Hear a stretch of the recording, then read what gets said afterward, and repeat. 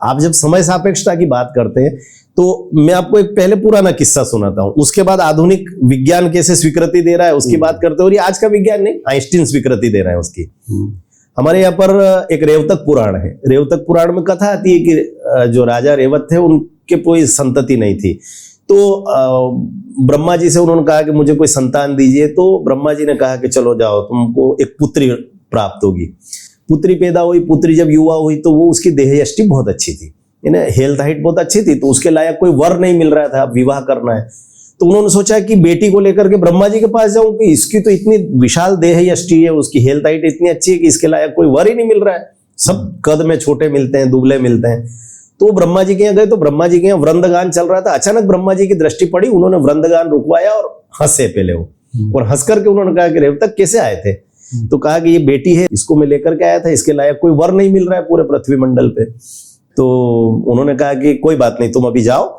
और अभी ये जो वृंदगान समाप्त हुआ, अचानक मैंने इशारा किया और रुका। इस बीच में पृथ्वी पर 27 चतुर्युगी बीत गई है। ब्रह्मा जी का वर्ष है ना, वो ब्रह्मा वर्ष जिसको हम कहते हैं। काल गणना पर फिर पृथक से कभी अपन बात करेंगे उसमें। तो अब ये ब्रह्मा जी का वर्ष कितने करोड़ों वर्ष का होता है, उनका एक एक पल जो होता है विष्णु के वर्ष से वो बड़ा होता है। फिर शिव के वर्ष उससे और विशाल होते हैं। काल, महाकाल शब्द जो बने ना, ये काल गणना से बने।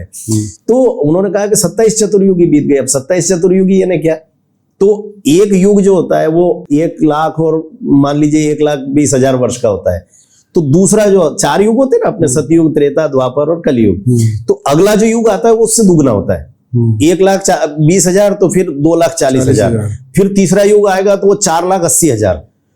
इन चारों युगों को जोड़ ले, 1,20,000, 2,40,000, 4,80,000, ये चारों युग को जब जोड़ लेंगे तो एक चतुर्युगी बनती है।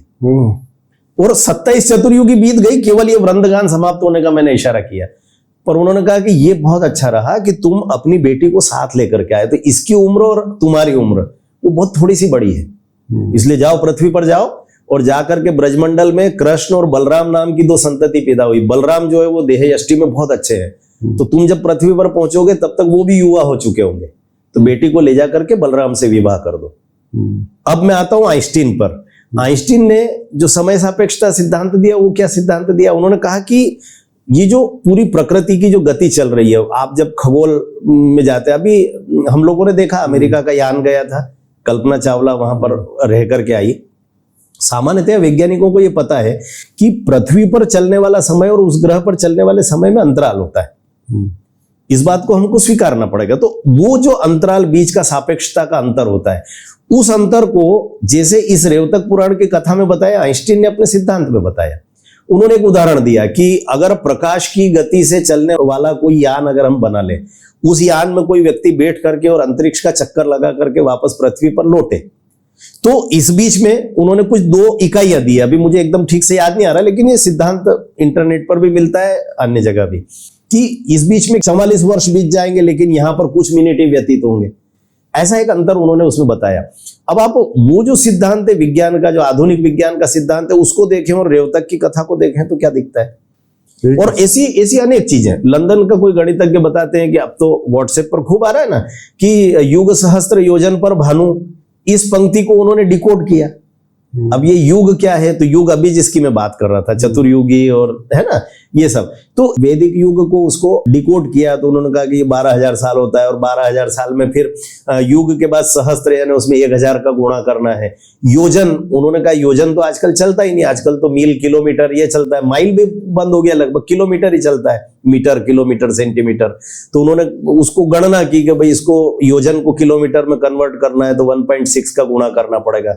ये सब करते करते जो आंकड़ा आया, उसने कहा ये तो सूर्य और पृथ्वी के बीच की एग्जैक्ट दूरी है जो आधुनिक विज्ञान ने नापी है। अब ये दिया किसने? तुलसी बाबा ने दिया। युग सहस्त्र योजन पर भानु, हनुमान जी निगलने के लिए जा रहे हैं सूर्य को। इस पंक्ति में इतना बड़ा विज्ञान होगा ये हमको समझ में नहीं आया, पश्चिम ने कहा तो हमने मान लिया।